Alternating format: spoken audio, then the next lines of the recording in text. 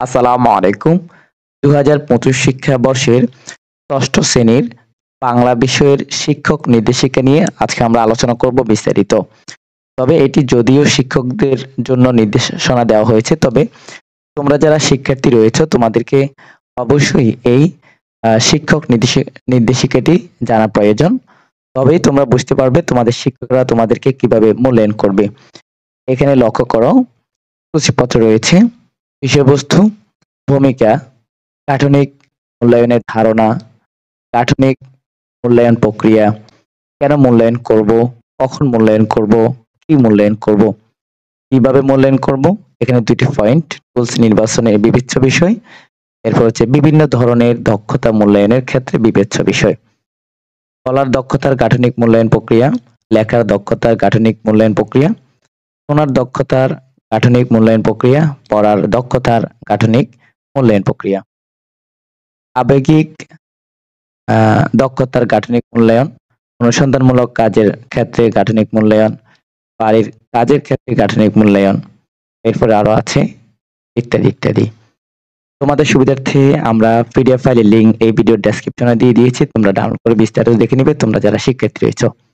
ভূমিকা স্বরূপ এখানে আলোচনা করেছে, তো এখানে দেখে নিবি।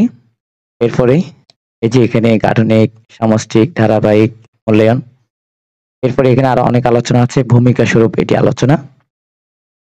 এরপর হচ্ছে গাঠনিক মূল্যায়নের ধারা। আমরা ইতিমধ্যে জেনেছি যে শেখানোর কার্যক্রম বা শ্রেণী কার্যক্রম চলমান থাকা অবস্থায় কোনো কিছু শেখানোর সময় ইত্যাদি ইত্যাদি। এই যে এখানে রয়েছে আলোচনা সুন্দরভাবেই। পিডিএফ ফাইলটি ডাউনলোড করে বিস্তারিত দেখে নিতে পারবে। এই ভিডিও ডেসক্রিপশনে পিডিএফ ফাইল লিংক দেওয়া আছে। গাঠনিক মূল্যায়ন প্রক্রিয়া, যে এখানে 4টি ভাগে করেছে, কেন মূল্যায়ন করব, কখন করব, কি মূল্যায়ন করব, কিভাবে মূল্যায়ন করব।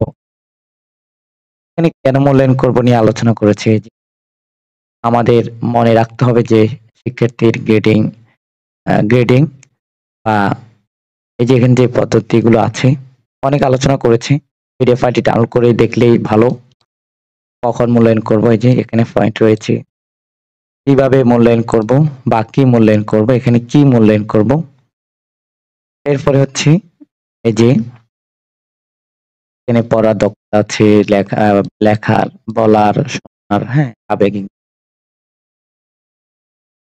এরপরে আমি দেখাচ্ছি ৩ নম্বর পৃষ্ঠা। এরপর হচ্ছে কার, এরপর হচ্ছে কিভাবে মূল্যায়ন করব। এই যে কিভাবে মূল্যায়ন করব, মূল্যায়নের পদ্ধতি, টুলস বামে ডানে রয়েছে।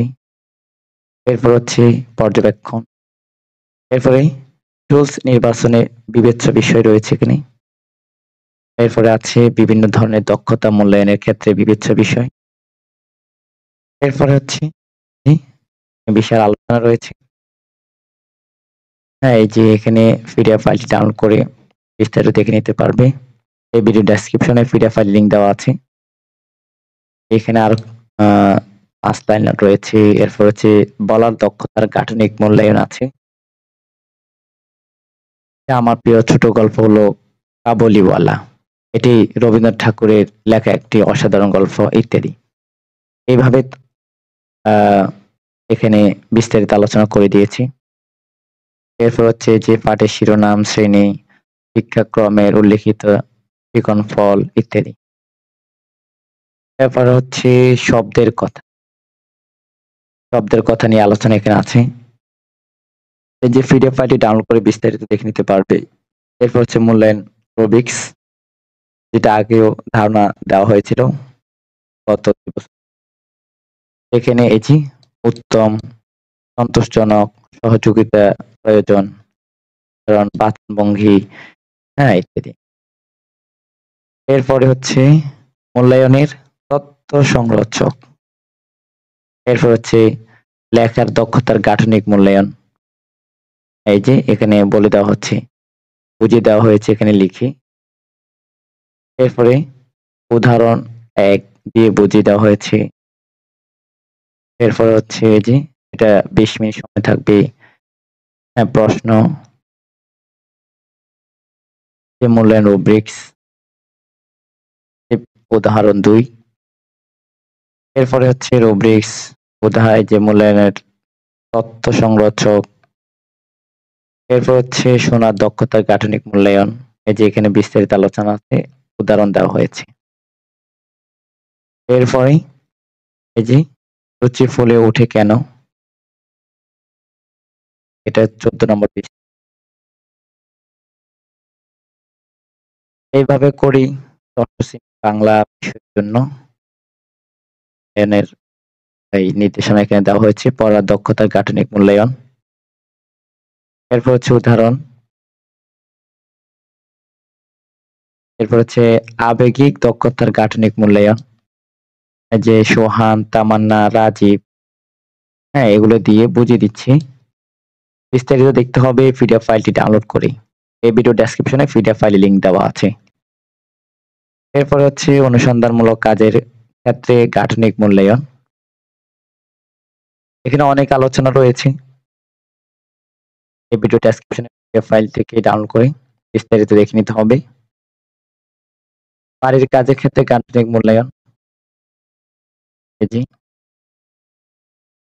হচ্ছে ফলাবর্তনের ধারণা, ধরন, এই যে এটা ধরন, এরপর হচ্ছে বৈশিষ্ট্য,